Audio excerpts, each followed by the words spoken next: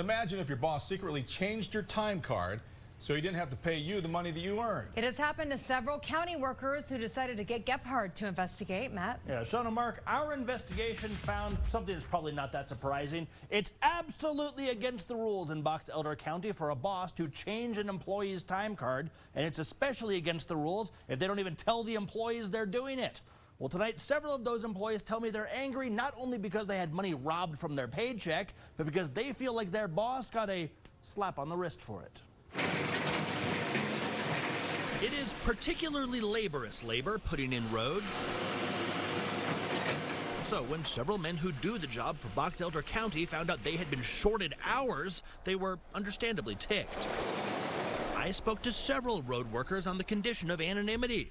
They fear the county may punish them for speaking out, which is ironic because they do not believe their supervisor was punished after he ripped them off. My computer's still updating. Instead, I talked to Brad Acey, the union rep for some of those road workers. He is currently scrubbing through the timesheets of his members, looking for inconsistencies that he already knows are there. It's taxpayers' money. And you see, after Acey started asking questions, he got this email from the county's human resources manager admitting, "We have found discrepancies in the time cards." That those times had been changed? Somebody was changing the clock in and clock out times of these road workers? Yes, without their knowledge. The county has promised to fix the issue and pay those workers back, but his guys are still not satisfied. They want to be paid for the hours they worked, but they also don't want to be in a hostile work environment anymore. The road workers told me stories of facing stiff discipline or even their colleagues being fired over what they see as minor infractions. But even though the county's own time clock guidelines say that tampering with timekeeping is a serious offense, subject to disciplinary action up to and including termination, their boss was not punished. They want their boss fired.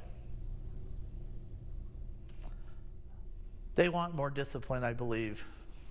You know, there has been statements such as, why doesn't anything ever happen to him? Box Elder's road supervisor is a man named Bill Gilson.